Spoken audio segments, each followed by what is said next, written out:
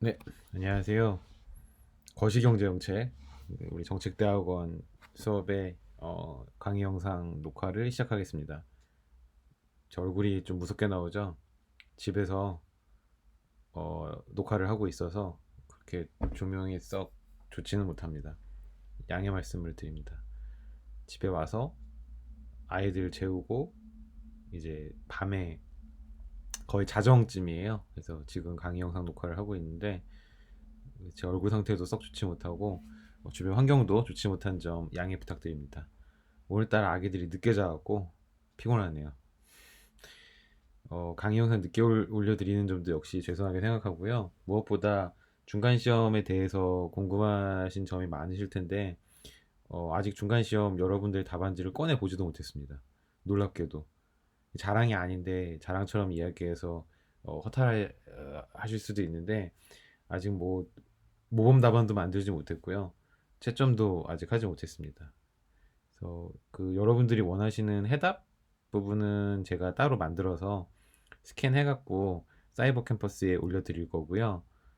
음, 채점도 바로 마무리 지어서 사이버 캠퍼스 상에 점수를 올려드리도록 하겠습니다. 물론 점수가 모두에게 전체 공개되는 것은 아니고요. 여러분들이 사이버 캠퍼스 들어오셔서 성적 확인 탭이 있어요.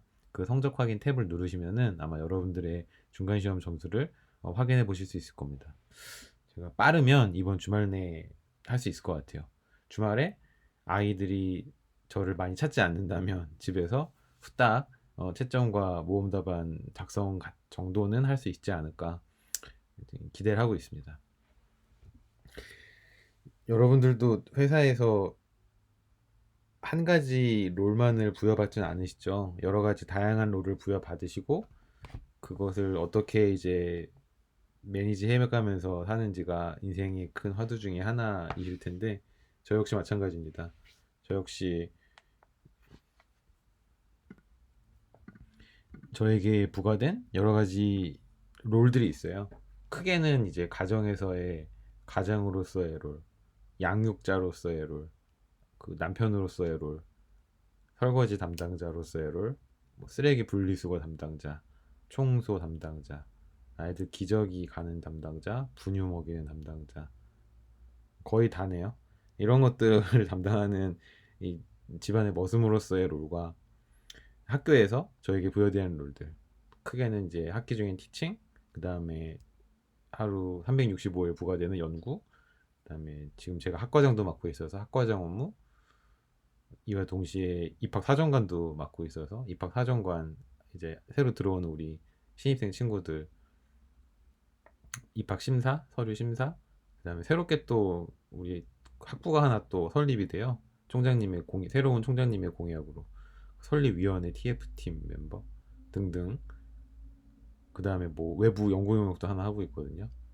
학과 교수님이랑 같이. 그래서 그 연구팀 멤버 등등등 또 부여된 업무가 또 많습니다. 그래서 이것도 하고 하루 24시간이 요새 많이 부족해요. 그래서 보통 새벽 한두 시까지 일을 하고 그러면 아이들이 아침 새벽 6시엔 꼭 반드시 일어납니다. 저희 집 애기들은 아침잠이 없더라고요. 아쉽게도 이제 저는 아침잠이 많은 편인데 제 아이들은 아침잠이 전혀 없습니다. 그래서 6시에 아이들이 깨면 또 그때부터 또 양육하고 뭐 그런 지금 하루하루를 살고 있습니다. 그러다 보니까 이제 강의가 뒤로 밀리는 일이 발생을 해요. 강의 영상 녹화가. 사실 강의가 가장 최우선이 되어야 되는데 하다 보니까 살다 보니까 그렇게 안 되더라고요. 어, 내일 녹화해서 올려도 되겠지 뭐 대충 이런 좀 게으른 생각을 하게 되더라고요. 그래서 여러분들에게 가는 피해를 최소화하기 위해서 앞으로는 대면 강의를 할까 생각 중입니다. 제가 이번 주 금요일 토요일까지 잘 고민을 해보고 늦어도 토요일 일요일에 공지사항으로 올려드리고 문자로도 올려드릴게요. 대면 강의를 해야지 여러분들이 제 시간에 저를 3시간 동안 이제 속박을 할 수 저를 구속할 수 있을 것 같습니다. 제가 강의에 완전히 강제적으로 구속을 당해야지 그래야지 여러분들에게 알맞은 타이밍에 알맞은 양질의 강의를 할 수 있을 것 같아요. 안 그러면 제가 도망칠 수 없는 여러 가지 업무들 때문에 주객에 전도되는 일이 발생할 것 같습니다. 교육자로서의 저의 롤을 소홀히 하지 않기 위해서 앞으로 여러분들과 대면 강의 혹은 최소한 줌 강의라도 하려고 생각 중입니다. 그래야지 그 시간이 확보가 될 것 같아요. 와이프한테 나 강의하게 생겼어 이렇게 핑계라도 대야지 빠져나올 수 있을 것 같거든요. 확실하게는 다음 주 수업 되기 최소한 이틀 사흘 전에는 꼭 공지사항과 문자로 말씀드리도록 하겠습니다. 지난주에 제가 집에서 강의 영상 녹화를 하다가 아기들이 하도 울어갖고 강의 영상 녹화를 제대로 끝내지 못했어요. 그쵸?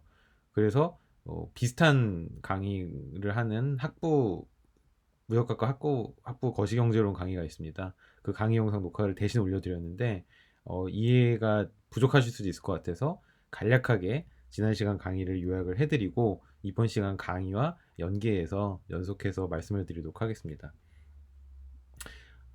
임팩트 있게 짧게 잘 요약해서 말씀을 한번 드려보겠습니다. 우리가 이제 경기 변동 이론으로 들어왔어요. 그래서 경기 변동 이론은 크게 경제의 공급 부분과 경기의 수요 부분 이렇게 두 개로 나눌 수 있습니다. 왜냐하면 이제 우리는 성장 이론에서 벗어나서 변동 이론으로 왔다는 것은 경제가 이렇게 성장하는데 이 성장하는 이 추세를 관심 갖기보다는 이 추세와 실제 GDP가 실현되는 이 차이, 이때는 이제 호황일 것이고 이때는 요만큼 오히려 언더 어치브먼트 했으니까 불황이겠죠. 그래서 호황과 불황을 반복하는 경제의 이 플럭추에이션에 좀 더 많은 관심을 가지게 될 겁니다. 우리 수업에 중국인 학생도 한 분 있어요. 진가라고. 제 석사 지도 학생인데 굉장히 한국말을 잘 합니다. 굉장히 또 총명한 학생이기도 하고요. 그래서 제가 이 거시경제 정책도 한번 들어볼래 해가 권해서 지금 같이 듣고 있는데 그럼에도 불구하고 아무래도 한국어가 외국어다 보니까 제가 애로사항이 뭐 있냐 한번 물어봤는데 제가 말하는 말 중에 이해가 안 되는 단어들이 튀어나올 때 그때마다 스탑하고 이렇게 사전을 찾아본다고 하더라고요. 그래서 좀 더 쉽게 그 학생을 위해서 설명해줘야겠다라는 생각이 들었습니다. 우리 진가 학생도 모르는 거 있으면 그때그때마다 물어보세요.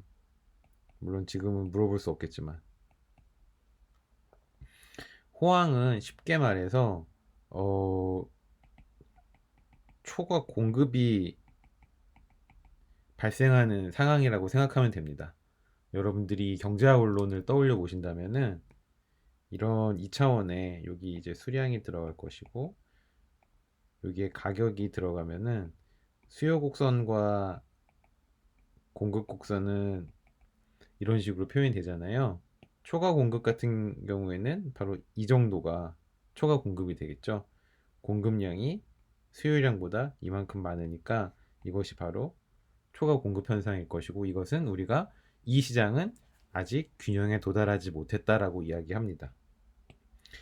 불황은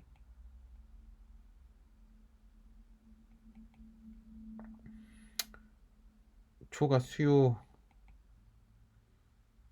이렇게 설명하면 안 되겠다. 초과 수요, 초과 공급을 호황과 불황으로 1대1로 연결시키는 건 좀 무리겠네요. 어쨌든 다시 이 2차원의 수요와 공급선으로 들어온다면은 이 점이 우리는 균형점이라고 이야기할 수가 있잖아요. 근데 어쨌든 이런 초과 공급 현상 혹은 뭐 이럴 경우에는 초과 수요가 발생하겠죠. 수요량이 공급량보다 이만큼 많은 거니까 수요가 공급을 초과했다 해서 이제 초과 수요라고 하는 거예요. 이러한 초과 공급이나 초과 수요 현상은 우리가 이 경제가 균형에 도달하지 못했다라고 표현할 때 쓰는 단어들입니다. 균형점에 도달하지 못했으니까요, 실질적으로. 이제부터 우리가 이야기하는 균형, 이 경기변동 이론에서 이야기하는 균형은 바로 이런 개념으로 접근해야 됩니다. 이전까지 경제성장 이론에서는 계속해서 경제가 한 방향으로 뻗어나가고 있었기 때문에 정체되어 있지 않아요. 안정적인 성장 경로가 존재했을 뿐이죠. 그것을 우리는 밸런스드 그로우스 패스라고 불렀고, 밸런스드 그로우스 패스를 야기하는 하나의 특수한 형태로 스테디 스테이트을 우리는 예로 들었잖아요. 정상 상태를 예로 들었잖아요. 그 균형과 완전히 다른 개념의 균형을 경기 변동 이론에서는 사용합니다. 즉 경기 변동 이론에서는 그 나라의 총 공급과 그 나라의 총 수요가 일치하는 이 점에서 바로 그 나라 경제는 균형에 도달한다. 그때의 가격 수준을 우리는 이제 경제 전체적으로 이야기하니까 한 나라의 물가라고 이야기할 수가 있는데, 이때의 물가 수준을 균형 물가 수준이라고 이야기하자. 이런 개념으로 접근을 합니다. 이해가 되셨죠? 그래서 그러면 이러한 상황에서 이제 우리가 공부해야 될 것은 결국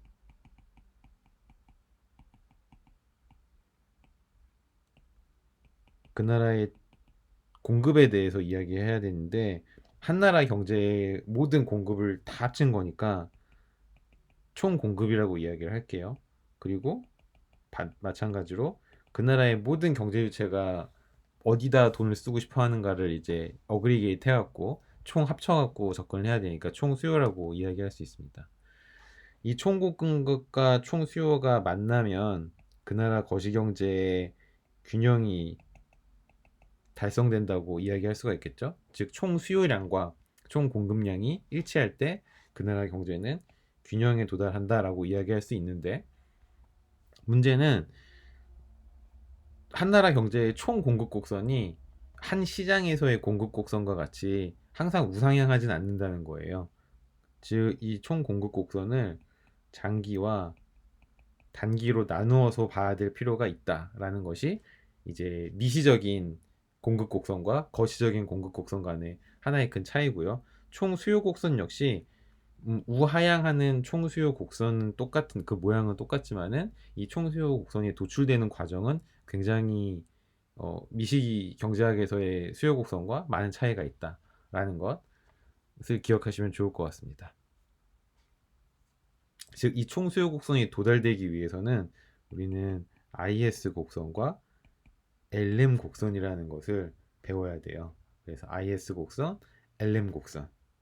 그래서 총 수요 곡선,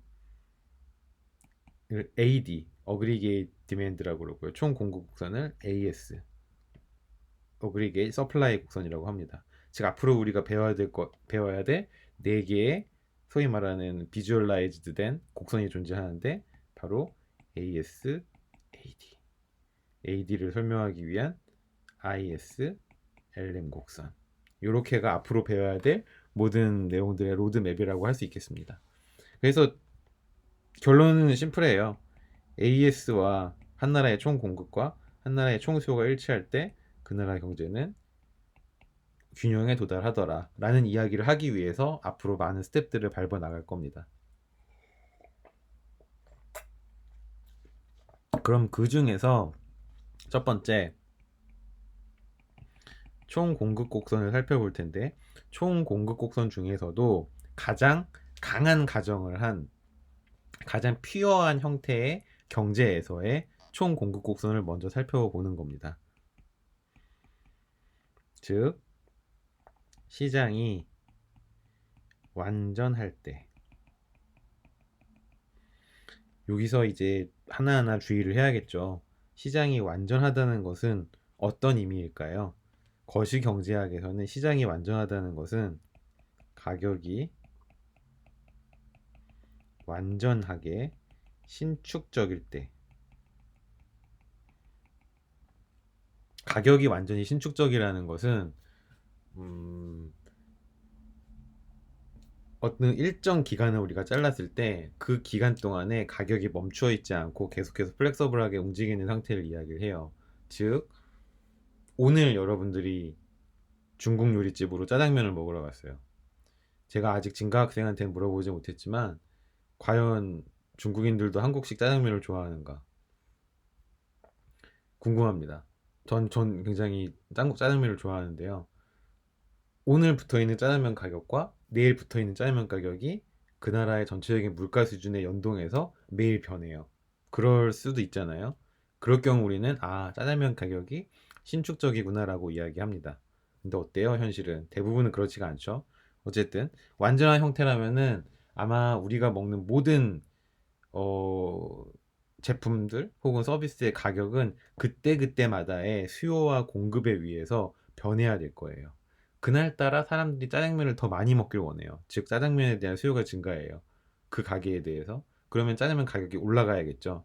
하지만 다음날은 오늘은 왠지 사람들이 짜장면 집에 안 가고 분식집에 갔어요. 짜장면 수요가 감소하겠죠. 그럼 짜장면 가격이 떨어져야 돼요. 매일매일.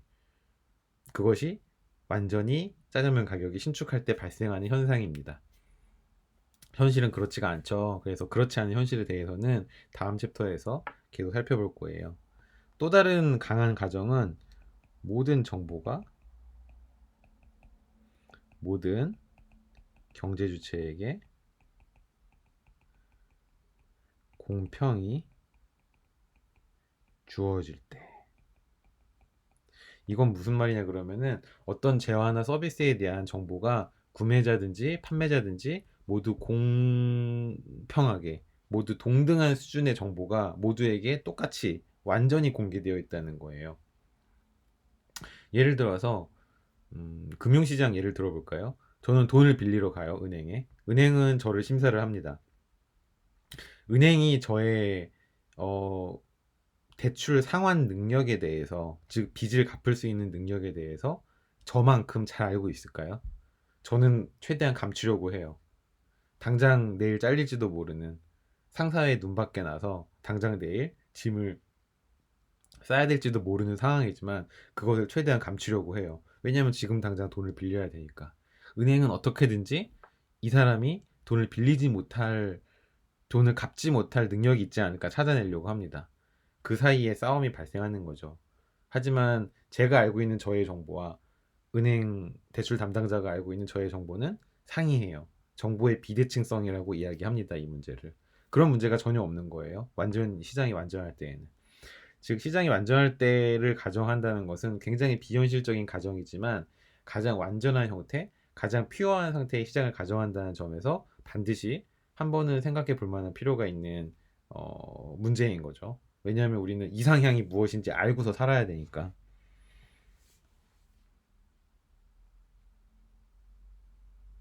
그쵸? 야, 야.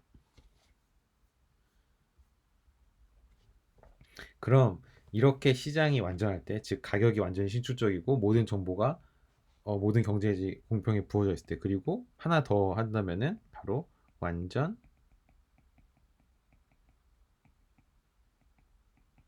경쟁 시장이라는 시장의 형태도 완전 경쟁 시장이어서 판매자에게 마켓 파워가 더 들어가 있지 않은 거예요. 판매자와 구매자 모두 시장 가격에 영향을 미칠 수 없는, 즉 시장 지배력이 제로인 그런 상태를 가정할 때 우리는 문제를 조금 더 단순화시킬 수 있을 겁니다. 이런 상태일 때 이제 요약이니까 짧게 짧게 결론만 말씀을 드리면은 시장의 총 공급은 어떻게 결정되냐 그러면 바로 생산 함수에 의해서 결정이 돼요. 생산 함수는 두 개의 생산 요소가 있다고 가정을 합니다. 하나는 자본, 하나는 노동이에요. 근데 우리는 논의를 더 단순화시키기 위해서 자본량도 고정돼 있다라고 가정을 해요. 이걸 나중에 풀어도 크게 문제는 달라지지 않습니다. 근데 일단 우리는 원리를 먼저 배우는 거니까 원리만 같이 한번 따라가 보는 거니까 자본량이 고정되어 있다라고 가정을 합니다. 그러면 우리가 가변적으로 움직일 수 있는 유일한 생산 요소는 노동 하나예요. 시장이 완전히 퓨어할 때 노동 시장에서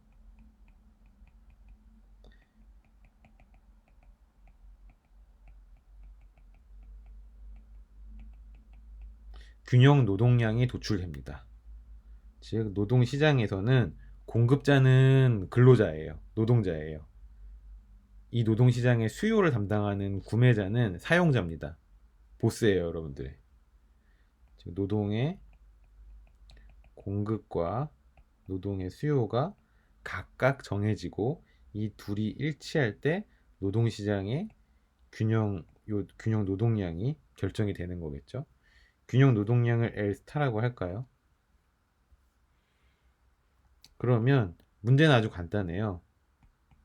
한 나라의 총 공급 생산 측면이 한 나라의 총 공급 GDP는 자본이 고정되어 있으니 균형 노동량이 인풋으로 들어가면은 자동으로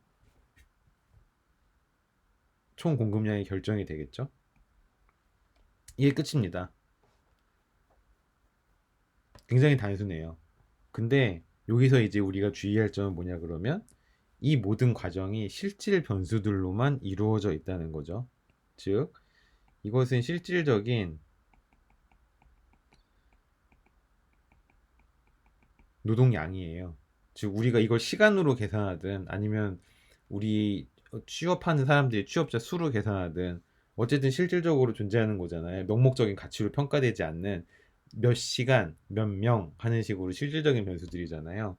이 실질적인 변수들이 들어가서 어떤 생산함수를 통해서 트랜스포메이션 되는 거예요. 그래도 여전히 나오는 것은 실질 변수겠죠. 그쵸? 즉, 명목 변수인 가격 수준 혹은 물가와는 아무런 상관이 없이 한 나라의 GDP 총공급이 결정이 된다는 것이 바로 이 시장이 완전할 때의 총공급 곡선의 가장 큰 특징입니다. 그런데 그러니까 뭐 이렇게 되겠죠. 그림을 그리면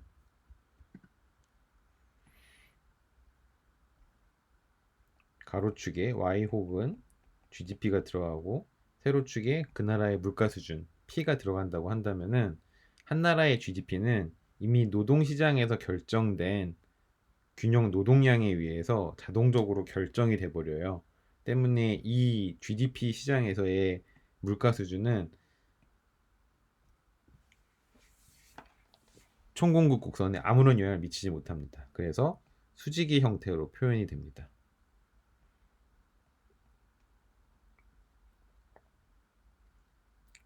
그러면 어떨 때 이런 모양을 띠게 될까요? 총공급 곡선이 다시 가정으로 돌아가야 돼요. 가격이 완전히 신축적일 때, 이 가정이 굉장히 강한 가정이잖아요. 어떨 때 가격이 완전히 신축적일까요? 완전히 장기라면은 거의 모든 가격은 신축적으로 움직이지 않겠어요? 여러분들의 임금을 예로 들어볼까요? 여러분들의 임금은 1년 단위 혹은 그 이내 단위에서는 신축적이지 못합니다. 다른 말로 하면 멈춰 있어요. 제 연봉 같은 경우를 예로 들면은 저는 매년 초에 연봉 통보를 받아요. 그래서 어, 그 연봉을 12로 나누면 매달 제가 받는 월급이 되겠죠. 그러니까 제 월급은 매년 초에 이미 정해져 있는 겁니다. 1월부터 12월까지 똑같은 액수의 월급을 받아요. 거기에 뭐 조금 더해주고 빠지는 게 있겠지만은 기본적으로 받는 기본급은 똑같아요. 1월부터 12월까지 멈추어 있는 거죠, 그대로. 하지만 제가 보는 장바구니 물가는 어떻습니까? 거의 매일 바뀌어요. 갈치 가격도 매일 바뀌고, 감자 가격도 매일 바뀌고, 심지어 아이들 먹는 이유식 가격도 바뀌더라고요. 물가는 매일매일 변하는데 제 월급은 변하지 않습니다. 1년 내에서는. 하지만 제 연봉을 10년으로 확장시키면 어떨까요? 10년 전 연봉과 올해 연봉은 달라요. 변합니다. 신축적으로 변해요. 이것을 30년으로 늘리면 어떻습니까? 사실상 물가와 거의 비슷하게 제 연봉이 움직인다라고 관찰이 되겠죠. 즉, 장기로 가면 갈수록 연봉은 조금씩 더 신축적이 된다라고 이야기할 수 있어요. 다른 것도 마찬가지예요. 즉, 어떨 때 이렇게 수직인 총 공급 곡선이 나오냐 그러면 장기에서 이런 모양이 대부분 나오더라. 장기에서는 물가 수준에 영향을 거의 받지 않고 실질 변수에 의해서만 결정이 되더라 라는 거니까 장기 총 공급 곡선이라고도 불립니다. 즉 장기 총 공급 곡선은 수직인 모양으로 표현이 되는 거겠죠. 자, 이것이 장기 총 공급 곡선에 대한 대략적인 내용이에요. 그럼 이제 우리가 커버하지 않은 것은 노동시장에서 균형 노동량이 어떻게 결정되는지만 알면 되겠네요.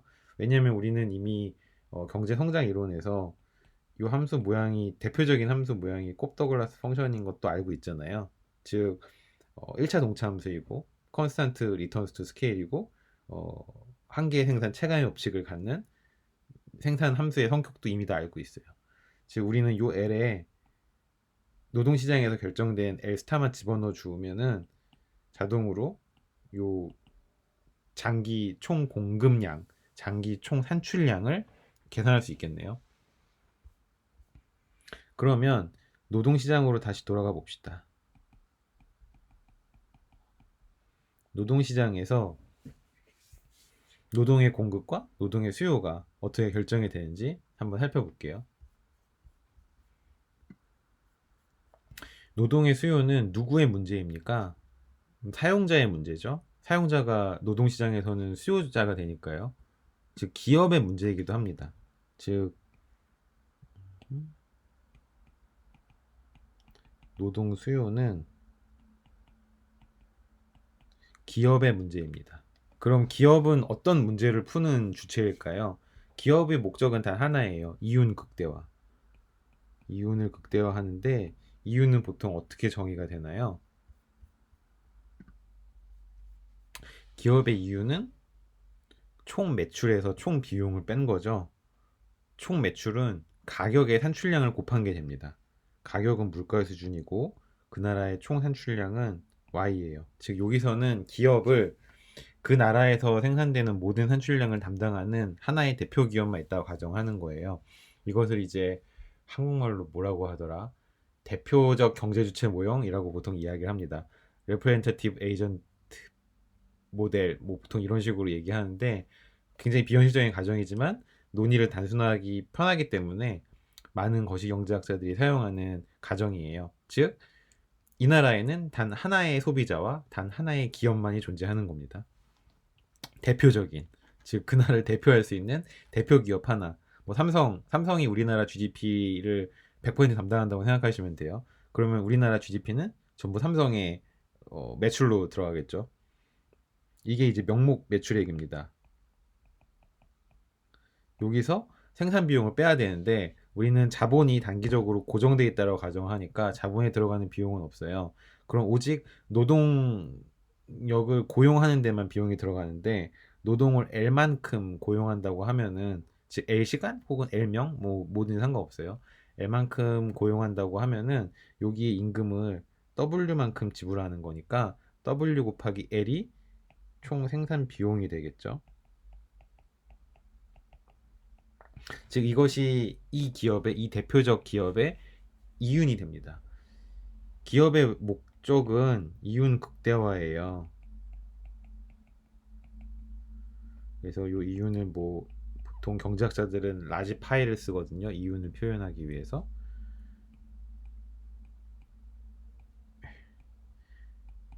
이 라지 파이를 극대화하면 되는 거죠. 뭘 선택하냐 그러면은 Y를 선택하면 됩니다. Y를 선택하면 되는데 Y에는 아마 L이 들어가 있으니까 결국 최종적으로 선택하는 변수는 L이 될 거예요. 왜냐하면 이거는 다시 쓰면은 P 곱하기 F K L이잖아요. 마이너스 W 곱하기 L이 됩니다. 얘가 Y니까요. 근데 K는 고정돼 있다라고 하니까 결국 이 기업이 선택할 수 있는 변수는 노동 수요밖에 없어요.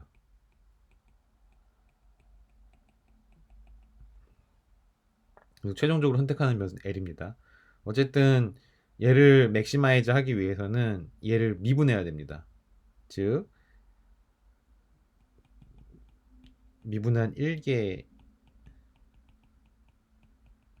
조건값은 P는 기업이 선택할 수 없는 외생 변수 상수예요. 그래서 P로 둬야 되고요. 얘를 L로 미분하고요. 그 다음에 W 곱하기 L을 L로 미분하는데 W 곱하기 L은 L에 대한 선형 1차 함수잖아요. 그래서 그냥 W만 남아요. x를 미분하면 1이잖아요. x 2승을 미분하면 2 곱하기 x고, 이것을 0과 똑같다라고 놓으면은 어, 최적의 기업의 이윤을 극대화하는 노동 수요량을 여기서 구할 수가 있습니다. 근데 경제학적으로 생산함수를 L에 대해서 미분하는 것은 한계 노동 생산성이라고, 마지널 프로덕티비티 오브 레이버라고 보통 표현을 합니다. 여기가 이렇게 되고 여기 이렇게 되면은 생산함수는 이런 모양이 되잖아요. 이게 이제 생산함수의 모양인데, 여기서 이 MPL은 이 생산함수의 기울기, 이 기울기 값이 바로 한계 노동 생산성이 됩니다. 즉 얘를 다시 쓰면은 P 곱하기 한계 노동 생산성 MPL은 임금과 같다라고 쓸 수 있을 것이고, 요거를 또 다시 쓰면은 한계 노동 생산성 MPL은 P분의 W라고 쓸 수 있어요. 경제학적으로 해석을 해볼까요? 이쪽은 경제 전체적인 한계 노동 생산성입니다. 이쪽은 명목 임금 W를 물가 수준 P로 나누었으니 실질 임금이 되겠죠. 즉 실질 임금은 한계 노동 생산성과 같아지는 거예요. 언제? 최적의 노동 수요량 LD에서, 오직 그리고 LD에서만큼. 그러면 얘는 한계 노동 생산성은 L에 대한 함수예요. 그쵸? L에 대한 그리고 증가 함수일 겁니다. 그러면 실질 임금과 L 간의 관계를 밝히는 것이 노동 수요 곡선을 도출하는 방법이겠죠? 가로축에는 이것은 이제 노동시장이에요. 노동시장에서 가로축은 노동량, 세로축은 실질 임금, 이렇게 적을까요? 만약 우변이 증가한다면 좌변은 어떻게 될까요? 거기에 따라서 노동 수요 곡선이 우하향하는지 우상향하는지가 나오잖아요. 이 이꼴 사인에 의해서 좌변도 같이 증가해야 됩니다. 우변이 증가하면 좌변도 증가해야 돼. 그래야지 이꼴 사인이 성립을 해요. 그쵸? 오직 균형 노동 수요량 안에서만큼, 그 이 범위 안에서만큼은. 근데 MPL이 상승한다는 것은 앞서서 우리가 본 이 생산 한계적으로 체감하는 생산함수 모양에 따르면은 이쪽으로 이렇게 온다는 거잖아요. 기울기 값이니까 기울기 값이 점점 커진다는 거예요.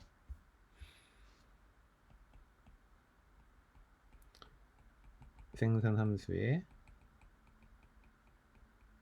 기울기가 점점 커지는 겁니다. 생산함수의 기울기가 커진다는 것은 L이 이쪽으로 1에서 2로 이쪽으로 이동한다는 거예요. 그쵸? 이쪽으로 L이 점점 커지면 커질수록 한계생산 체감의 법칙에 의해서 기울기 값은 점점 작아집니다.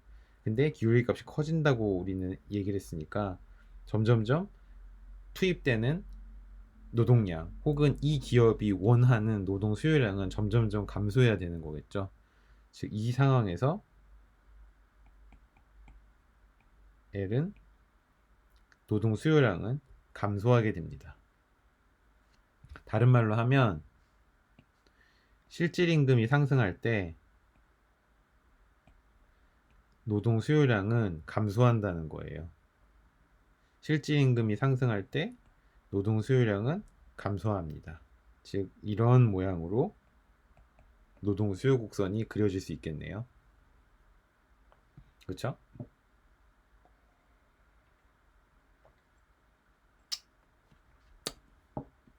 그러면 노동 공급 곡선도 한번 찾아볼까요?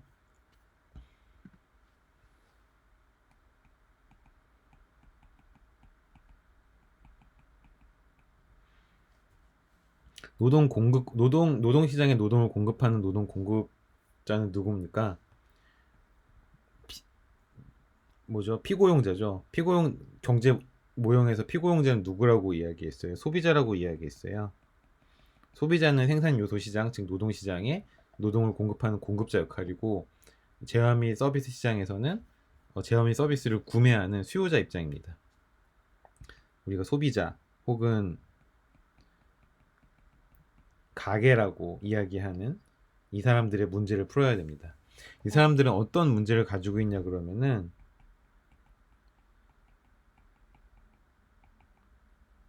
효용을 극대화하려는 문제를 가지고 있어요. 즉 주어진 예산 제약 하에서, 즉 이들이 가지고 있는 예산은 한정돼 있어요. 어떤 예산, 이들이 가지고 있는 예산이라는 건 무엇이죠? 이들이 벌어들이는 수입입니다. 즉 이들은 한정된 수입을 최대한 소비로 활용하고 싶어 해요. 그 문제를 푸는 겁니다.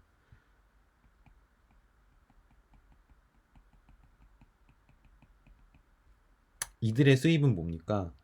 L만큼, 여기서는 이제 LS 혹은 노동의 공급이 되겠네요.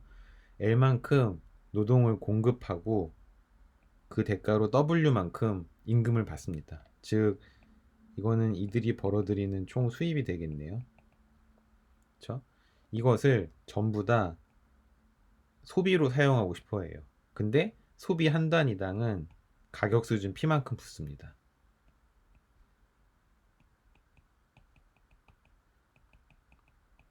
총 소비량은 이들의 총 수입량을 초과할 수 없어요. 이것이 이들이 맞닥뜨리는 예산 제약이에요. 그러면 이들이 가지고 있는 효용은 뭘까요? 결국 이들은, 이 가게는, 하우스홀드는 효용을 극대화한다는 것이 목표니까 효용 함수는 총 소비 C에 대해서 증가 함수고요. 총 여가 Z라고 하는 여가에 대해서도 증가 함수입니다. 즉 이들은 소비를 하거나 놀거나 하면 효용이 좋아져요. 효용이 높아져요. 굉장히 현실적인 가정이라고 생각을 합니다. 저는 놀면 좋거든요. 놀면서 돈을 쓰고 싶어요. 근데 현실적으로 그것은 불가능하죠. 트레이드 오프가 있어요. 즉 트레이드 오프를 어떻게 표현하냐 그러면, 여러분들이 가지고 있는 24시간을 1로 노멀라이즈 한다면은 여가는 여러분들이 가진 하루라는 이 시간에서 일한 것만큼 뺀 게 노는 게 됩니다. 즉 이 효용함수는 여가에 대해서는 증가함수지만은 노동에 대해서는 감소함수예요. 이 시기에 의해서 노동을 많이 하면 할수록 여러분들은 수입은 늘어나요. 하지만 놀질 못하니까 효용은 감소합니다. 즉 여러분들은 하루 종일 평생을 살면서 끊임없이 트레이드 오프에 시달리고 계신 거예요. 일을 더 많이 해서 돈을 더 벌 것인가, 아니면 일을 조금 하고 여가를 즐길 것인가. 워크라이프 밸런스를 계속 고민하시잖아요. 그게 지금 이 효용함수 안에 들어가 있는 겁니다. 그 트레이드 오프, 그 딜레마가. 결국 이 가게는 한정된 예산 제약 하에서 이 효용을 극대화하는 문제를 풀게 됩니다. 이렇게 얘기하면 굉장히 어렵지만은 우리는 이 부분은 되게 쉽게 정리하고 넘어갈 거예요. 그래프로 그리면서 넘어갑시다. 미시경제학을 여러분들이 듣지 않았다는 가정하에서 설명을 드릴게요.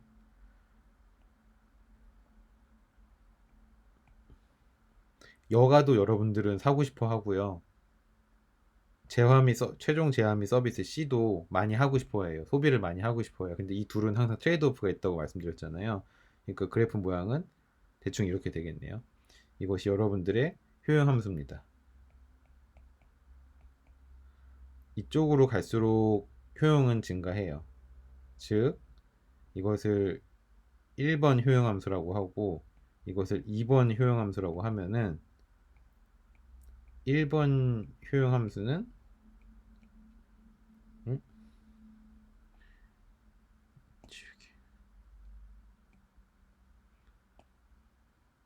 2번 효용 함수보다 항상 열등합니다. 이쪽으로 가면 갈수록, 즉 원점에서 멀어지면 멀어질수록 점점 좀 더 좋은 효용함수를 쓰는 거예요. 예산 제약식은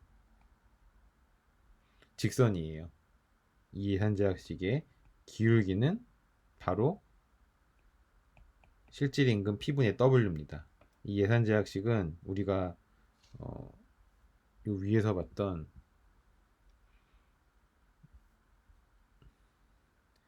L은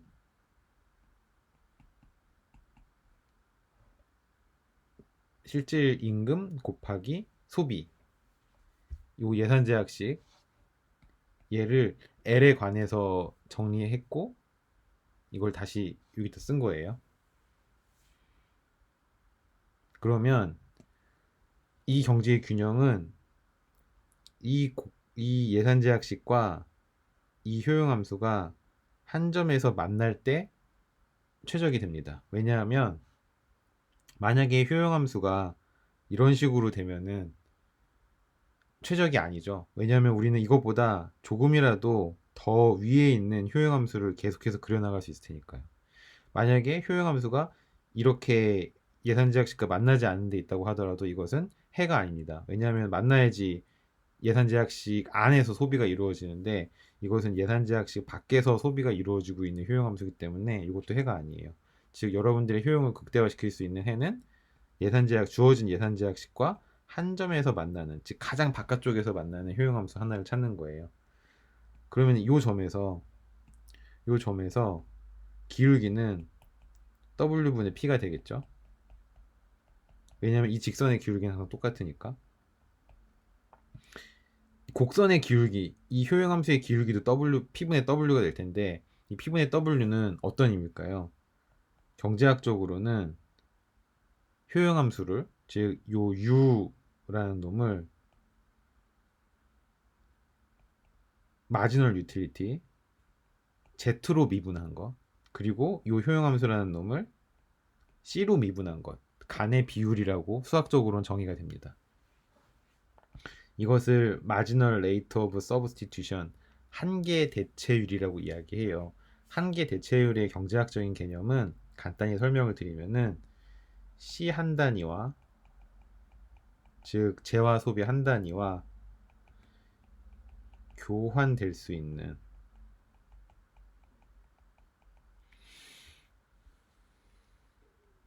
Z 단위수라고 정의를 할 수 있습니다. 즉 이거는 가계의 개인적인 문제를 푸는 거잖아요. 예산 제약식은 정해져 있어요. 즉 여가 혹은 노동의 상대 가격은 P분의 W로 정해져 있어요.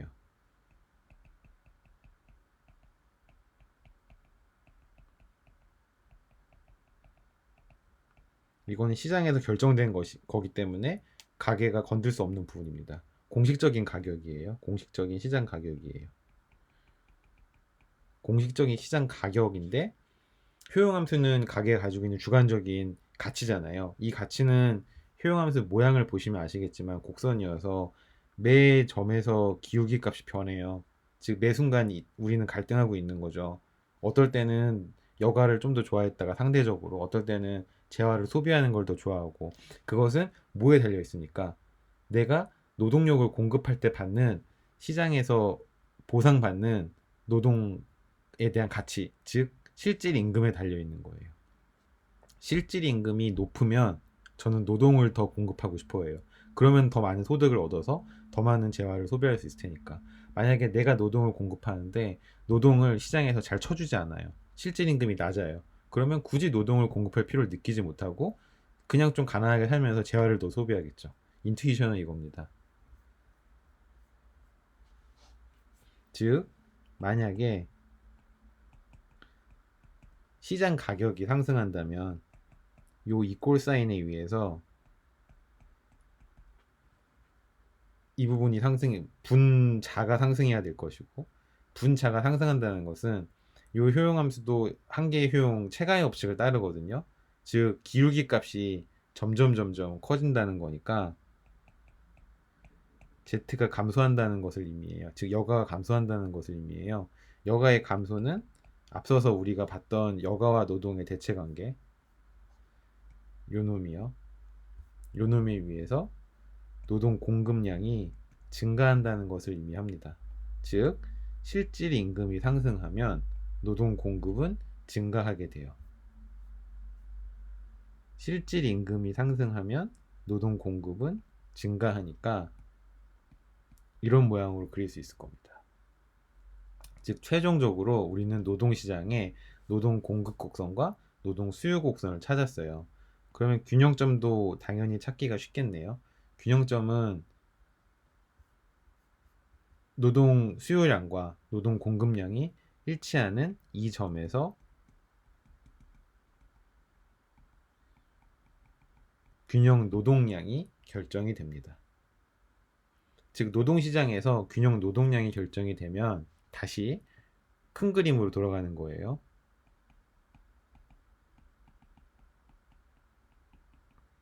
노동시장에서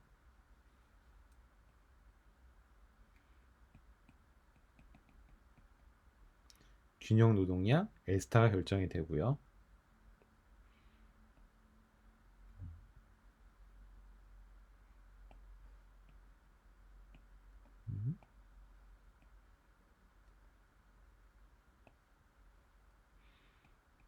이 L스타가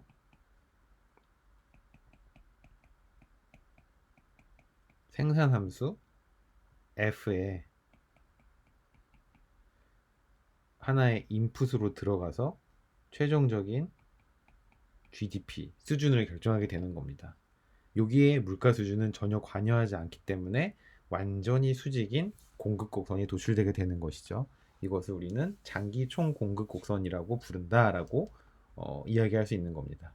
여기까지가 이제 장기에서의 공급 곡선에 대한 얘기예요.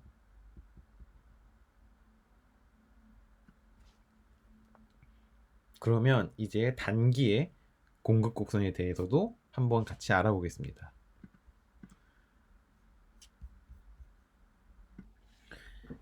시장 불안전성을 가정한 거시경제는 앞서서 우리가 가정했던 두 가지 강한 시장 완전성에 대한 가정을 조금씩 완화하면 됩니다.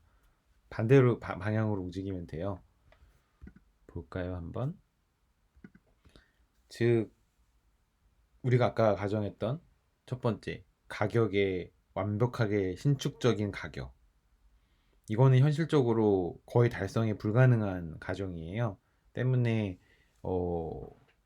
완전하지 않은 시장을 현실적으로 고려해서 불안정한 시장에서의 시장 실패 현상을 정책적으로 극복해야 된다. 즉, 조금 큰 정부가 필요하다라고 주장하는 뉴케인지언 경제학자들에게는 이 가격 경직성은 거의 필수적인 가정으로 받아들여집니다. 가격 경직성이 발생한 이유에 대해서는 다음 페이지에서 자세하게 살펴볼 거고요. 어쨌든 이렇게 가격이 경직적일 경우 한 나라의 총 생산량 혹은 한 나라의 총 산출량 GDP는 가격 수준에 영향을 받을 수밖에 없습니다. 그것이 바로 이 불안전한 시장을 가정한 공급 곡선이 갖는 가장 중요한 특징 중에 하나예요. 이제는 명목적인 물가 수준이 실질적인 산출량에 영향을 미친다. 즉, 이것은 정책적으로 굉장히 중요한 의미를 가지는데, 명목적인 물가 수준을 인위적으로 움직일 수 있는 정책이 존재한다면 실질적인 그 나라의 살림살이인 GDP에도 영향을 미칠 수 있지 않겠느냐라는 발상이 가능한 거죠. 물가 수준을 어떻게 움직입니까? 물가 수준이 명목적인 변수니까 명목적인 정책 도구를 변화시키면 되잖아요. 가장 명목적인 정책 도구라고 한다면 한 나라의 화폐가 있을 거고요. 화폐는 거의 모든 나라에서 한 기관이 독점적으로 공급을 하는 특징을 가지고 있습니다. 위조 문제가 있을 수 있고 한 나라 통화의 권위, 가치 유지 문제 있을 수도 있고요. 즉, 국가에서 엄격하게 관리하고 있는 게 통화의 공급이죠. 그럼 이 통화의 공급을 정책이 이제 정책적으로 정부가 인위적으로 조절을 할 수도 있는 거잖아요. 역사적으로 따지면은. 그것이 통화 정책의 시작이고, 통화 정책이 실질적으로 한 나라 경제에 영향을 미칠 수 있다라는 가정, 혹은 그러한 명제를 가능케 하는 것이 바로 가격의 경직성입니다. 즉, 가격이 경직적이지 않다면 한 나라의 통화 정책은 완전히 무용, 쓸모없게 돼요. 왜냐하면 장기 총 공급 곡선에서 살펴봤듯이 명목 변수는 가격이라는, 물가 수준이라는 명목 변수는 실질 변수인 한 나라의 총 산출량 혹은 GDP에 아무런 영향을 미치지 못한다는 것을 확인했잖아요.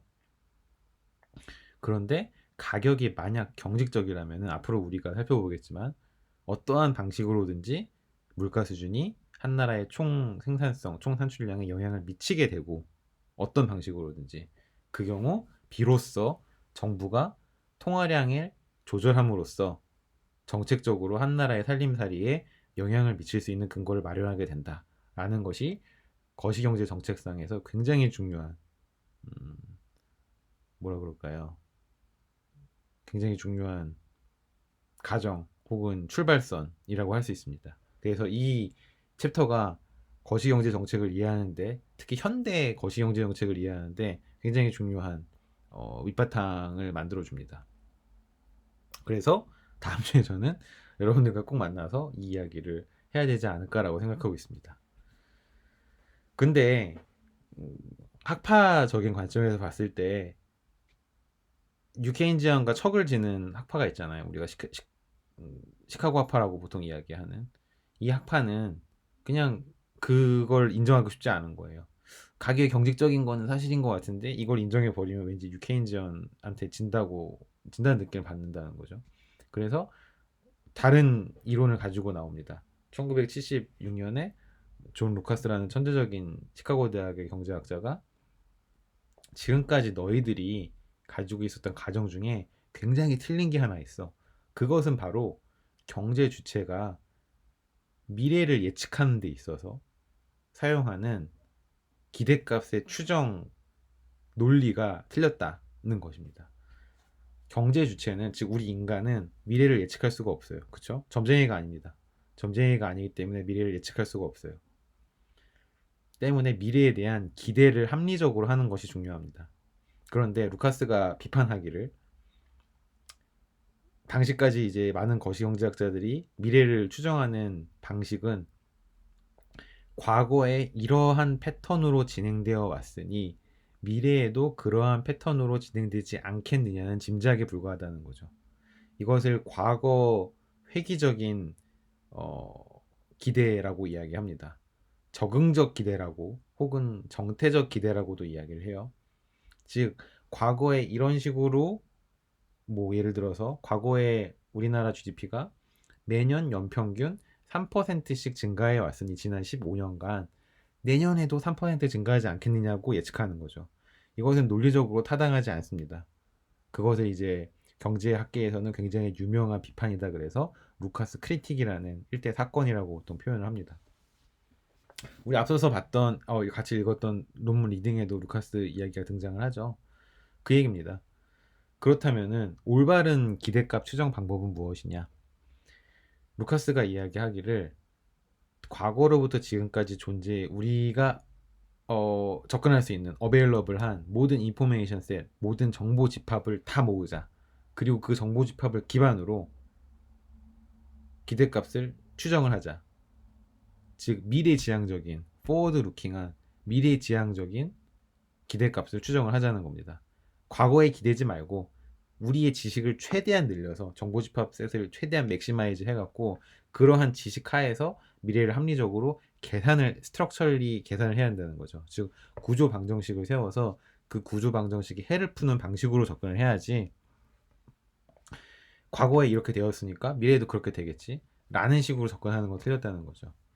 즉 정태적 기대 혹은 적응적 기대가 아니라 합리적 기대를 해야지 맞다라는 겁니다. 하지만 만약에 경제 주체가 이러한 루카스의 천재적인 발상을 미처 깨닫지 못한 우매한 민중이 계속 적응적 기대를 할 경우 거기에 대한 일종의 소위 말하는 프릭션이 발생하고, 그럴 경우 잘못된 기대를 통해서 공급 곡선이 단기적으로는 이끌어질 수 있다는 이야기입니다. 그것을 이제 신고전학파에서 이야기하는 단기 공급 곡선이라고 이야기합니다. 즉, 단기적으로는 정리하자면 가격이 경직적이에요. 단기적으로는 사람들이 올바른 정보를 완벽하게 습득하지 못할 수 있습니다. 이럴 경우 단기적으로 공급 곡선이 명목 변수인 물가 수준의 영향을 받아서 기울기 값을 갖게 되더라 라는 이야기입니다. 그것이 바로 단기 총 공급 곡선에 대한 기본적인 밑바탕입니다. 그럼 오늘은 한마디만 더 드리고 이 영상은 마무리 지으려고 합니다. 자정이 넘어서 더 이상 떠들면 이웃집에서 얘기가 나오지 않을까요? 가격 경직성 혹은 시장의 불완전성을 야기하는 몇 가지 이유들이 있습니다. 그 이유들을 한번 이론적으로 살펴보죠, 같이. 첫째는 우리가 익히 계속해서 이야기했던 노동시장의 완전하지 못한 모습입니다. 노동시장에는 굉장히 많은 프릭션, 굉장히 많은 문제들이 존재해요. 시장을 완전치 못하게 하는. 가장 대표적으로 떠올릴 수 있는 것은, 우리들은 미래 소득을 완벽하게 예측할 수 없습니다. 또한 미래의 물가 수준 역시 완벽하게 예측할 수가 없어요. 때문에 이러한 정보가 부족하기 때문에 단기적으로 임금이 고정되어 있을 수도 있고요.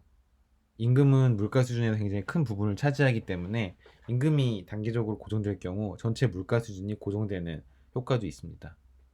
또 근로소득자들이 가장 크게 하는 착각 중에 하나는 명목 소득의 변화를 실질 소득의 변화로 착각한다는 거예요. 즉, 만약 여러분들의 임금이 300만 원에서 350만 원으로 50만 원 인상이 됐어요.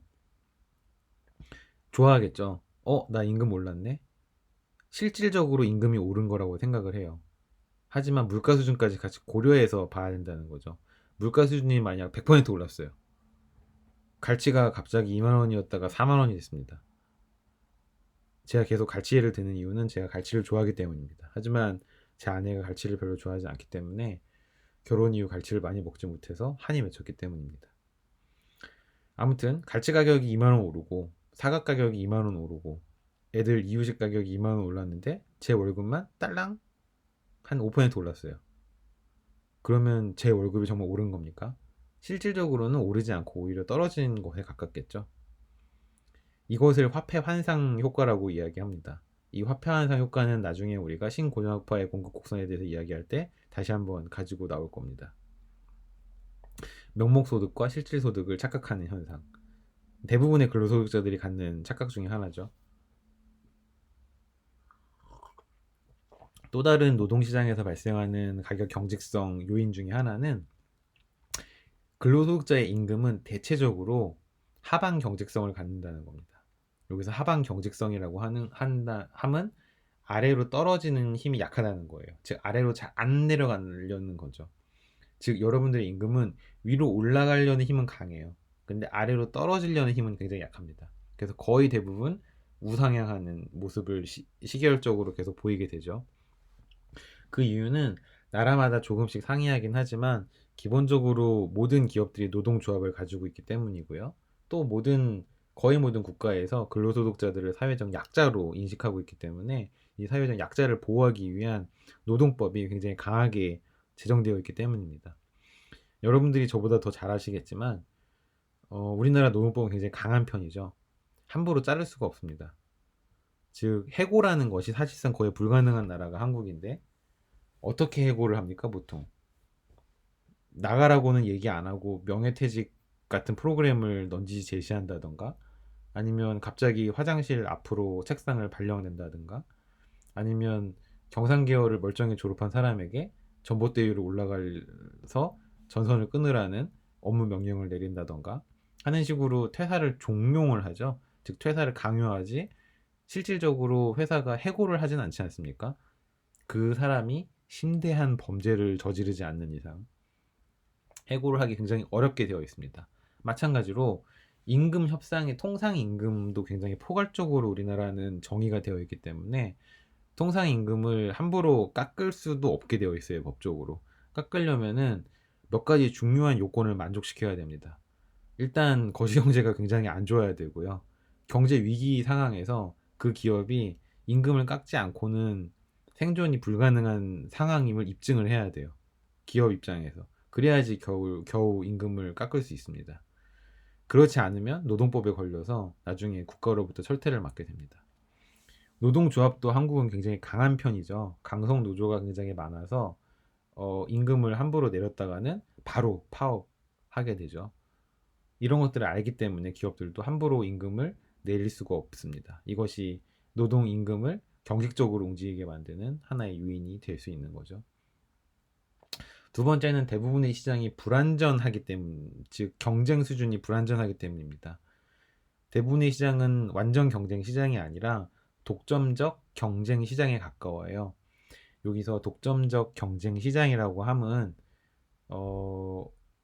다수의 판매자가 존재한다는 점에서는 경쟁 시장과 흡사하지만 특정 가격 구간 안에서는 독점적으로 그 가격 구간 안에서 물건을 공급을 하는 판매자가 존재한다는 점에서 그 가격 구간 안에서는 독점적인 지위를 갖는 그런 성격을 갖는 시장입니다.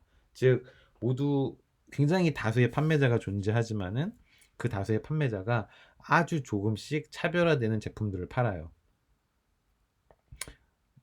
그리고 그 차별화되는 제품 품질에 맞게 조금씩 가격 차별화가 이루어집니다. 즉 제가 공급하는 가격 구간 안에서는 저만 그 물건을 독점적으로 공급하는 거예요.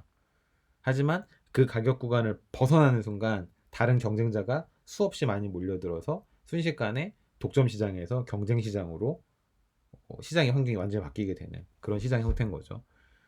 대부분의 시장이 이러한 성격을 가지고 있습니다. 아주 대표적으로 여러분들이 자주 드시는 치킨 시장 생각하시면 돼요. 치킨은 달라요. 그쵸? 굽네 치킨과 BBQ 치킨은 다릅니다. 확실히 다릅니다. 페리카나 치킨과 멕시카나 치킨은 다른 치킨이에요. 서로 조금씩 다른 제품을 다른 가격 수준으로 공급하잖아요. 우리는 그 중에서 하나를 선택하는 거고. 근데 만약에 KFC가 멕시카나와 똑같은 품질의 제품을 똑같은 가격 하에서 판매하게 되면은 이 둘은 계속해서 피 튀기는 경쟁을 할 수밖에 없는 거죠. 그것을 알기 때문에 모든 치킨 업체가 조금씩 다른 치킨들을 만들어낼 수밖에 없는 겁니다. 대표적인 독점적 경쟁 시장의 예죠. 이럴 경우 판매자 입장에서는 그 자기가 독점적인 지위를 확보하는 그 가격 구간 안에서는 움직이지 않으려고 그래요. 즉, 이 가격 범위를 벗어나고 싶어 하지 않습니다. 가격이 굉장히 경직적으로 움직일 수밖에 없겠죠. 이러한 불안정 경쟁 또 하나의 이유가 될 수 있겠고요. 뭐 더 나아가서 독점 시장이나 과점 시장 형태로 시장이 조금 더 판매자 쪽으로 기울어져 있을 경우 독점 지배력을 갖는 혹은 과점 지배력을 받는 소수의 기업들은 당연히 가격을 움직이지 않고 높은 수준에서 계속 유지하려고 할 거예요. 아이폰 가격이 떨어지지 않는 이유도 이와 마찬가지일 거고요. 우리가 갤럭시 S를 비싼 돈 주고 사야 되는 이유도 갤럭시 S를 공급하는 공급자 자체가 굉장히 과점 형태로 존재하기 때문인 거죠. 메뉴 비용은 여러분들이 모두 다 잘 알고 계실 겁니다. 짜장면 가격이 매일 변하지 않는 이유. 짜장면 메뉴를 매일 바꾸는데 돈이 많이 들어가기 때문에 이 메뉴 비용을 고려해서 판매자는 가격을 거의 가격 변화의 빈도수를 최소화시키려고 노력을 하죠. 생산 비용을 절감시키기 위해서요. 굴절 수요 곡선이라는 개념도 있습니다. 굴절 수요 곡선은 어떤 구간 내에서는 경쟁도가 그렇게 심하지 않아요. 근데 이 구간을 벗어나서 다른 구간으로 넘어가면은 갑자기 수많은 경쟁자들이 몰려드는 이렇게 특정 구간과 다른 구간에서 각기 다른 경쟁도가 발생할 경우 판매자 입장에서는 경쟁률이 그렇게 크지 않은 구간에서 가격을 고정시키려고 하는 그런 성향이 강해지겠죠. 대표적인 게 남자들의 손목시계 시장이 있어요. 남자들 손목시계 예물로 많이 하시죠. 저희 수강생 분들 중에 혹시 결혼을 하신 분이 계실지도 모르겠습니다. 저는 결혼을 했는데 제가 예물 예단 이런 거 굉장히 싫어해서 아무것도 하지 맙시다 이랬어요. 저랑 제 와이프는 결혼할 때 스몰 웨딩 했거든요. 하려고 한 게 아니라 그냥 하다 보니 그렇게 스몰 웨딩이 돼버렸는데, 기왕 스몰 웨딩 할 거 제가 호기롭게 축의금 받지 맙시다 해서 저희는 축의금도 안 받고 그냥 스몰 웨딩 했습니다. 지금 후회하고 있습니다. 그래 저희 돌잔치 되게 크게 하려고요. 근데 코로나 바이러스 터져갖고 돌잔치 아예 못할 것 같아요. 돈이랑 저랑은 완전 인연이 없는 거죠. 근데 남자들은 보통 예물로 손목시계 받잖아요. 저도 안 하려고 그랬는데 장모님이 이거 안 하면 자기가 욕먹는다고 억지로 하라 그래서 싼 거 그냥 하나 했거든요. 근데 그 싼 걸 사기 위해서 막 검색을 하다 보니까 남자 손목시계 시장이 엄청 거대하다는 것을 깨닫게 됐어요. 근데 제가 재밌는 걸 발견한 거는 남자 손목시계는 거의 보석류잖아요.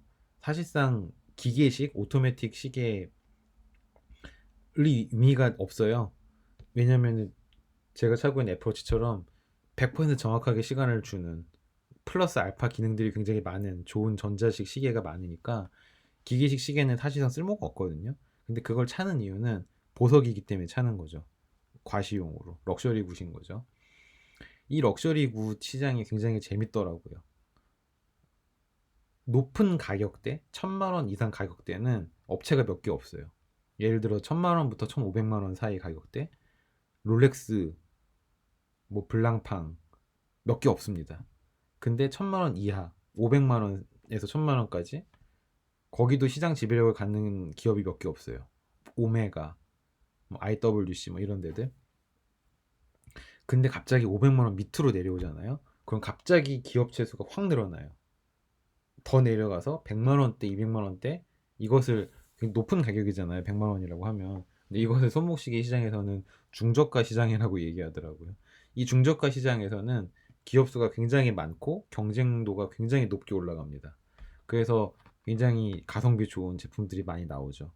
이처럼 특정 가격대에서는 경쟁률이 확 올라가고 그 외 가격대에서는 사실상 선택지가 뭐 1000만 원대에서 롤렉스 하나밖에 없는, 이런 시장이 대표적인 굴절 수요 곡선을 갖는 시장인 거죠. 마지막으로 정보의 비대칭.